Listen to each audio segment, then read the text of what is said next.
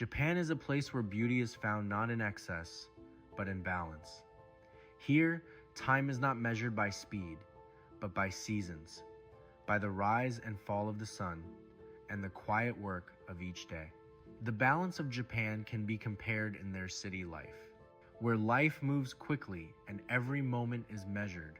Trains run with precision, streets flow with purpose, millions move together, each step part of a greater rhythm. Opposed to the countryside, this slower rhythm is not a step backward. It is a way of life, one rooted in respect for nature, balance, and purpose. Every great koi has a story, and for us at Tristar Koi, that story begins in Japan.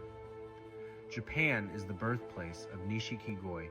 It's where koi are not just raised, but perfected through generations of knowledge, patience, and dedication.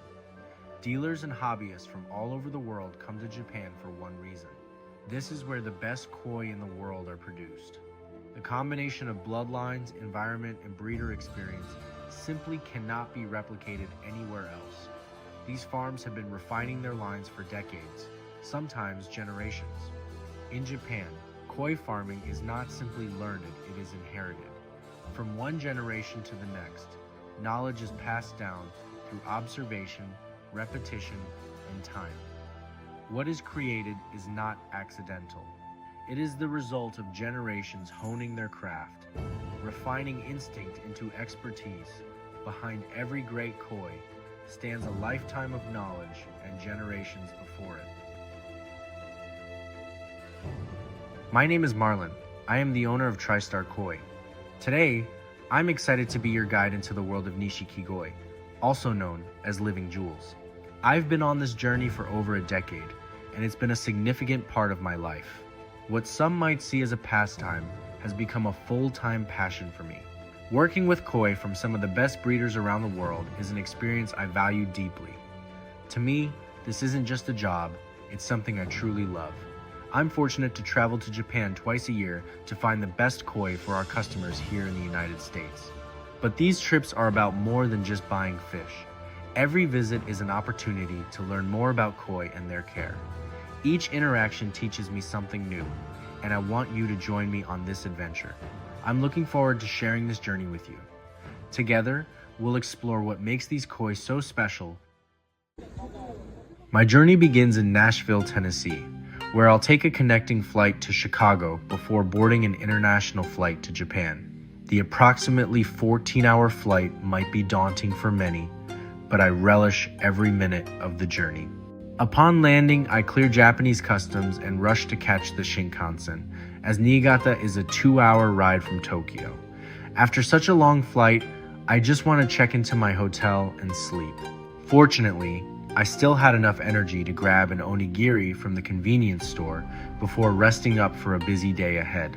As the sun rises, I head to the train station where my rental car awaits, ready for a packed agenda of farm visits. The first stop is Sekiguchi Koi Farm in Minami Uonuma, about an hour and a half from Ojiya, my starting point. The farm is hosting a lucky draw event where each koi has a starting price and a silent auction ending at 10 a.m. Dealers from around the world attend due to the farm's reputation for breeding beautiful Showa koi. I have my eye on 2 Showa that I believe will develop well over time. When selecting koi at a young age, I often choose those with less pronounced colors, which I refer to as the ugly ducklings. This doesn't mean they have the worst patterns or bodies. It simply means I avoid picking those with fully developed black markings. My selection criteria prioritize a great body and skin, followed by pattern, making it crucial to choose wisely. As I waited to hear the auction results, I made one last round through the auction tanks, just to be sure I didn't miss anything. I then headed into Sekiguchi Koi Farm's greenhouse to see what else he had produced. By this time, it was 10 o'clock, and the auction had officially closed. It was time to see the results, to find out if I had won anything. Luckily for me, I won this beautiful Showa. This is a 2-year-old Nisai measuring 52 centimeters. The body on this fish is exceptional.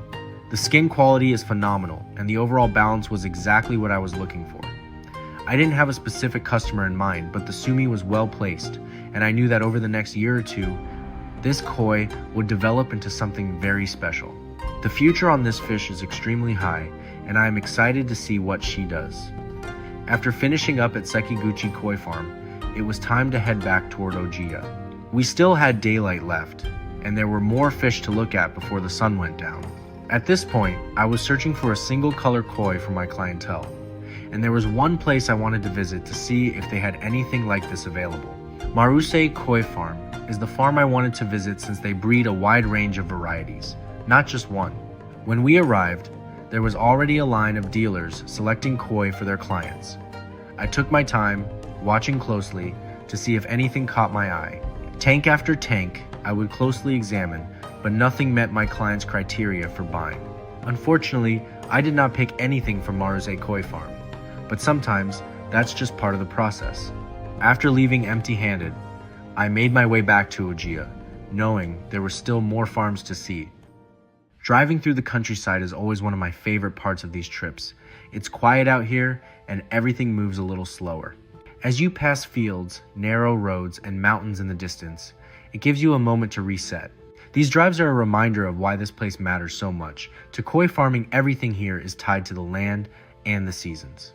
Before I knew it, I had pulled into the next farm, ready to see what was waiting.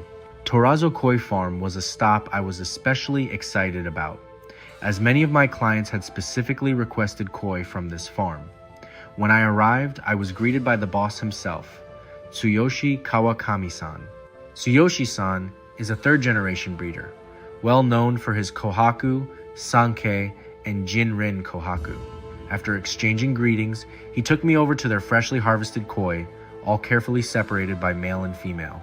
As I looked over the pond, I knew immediately these were exactly the kind of koi my clients were looking for. Now, it was time to talk numbers. After carefully observing the tanks and narrowing down my selections for my clients, I asked one of the farm assistants to bowl a few of the koi so I could take a closer look.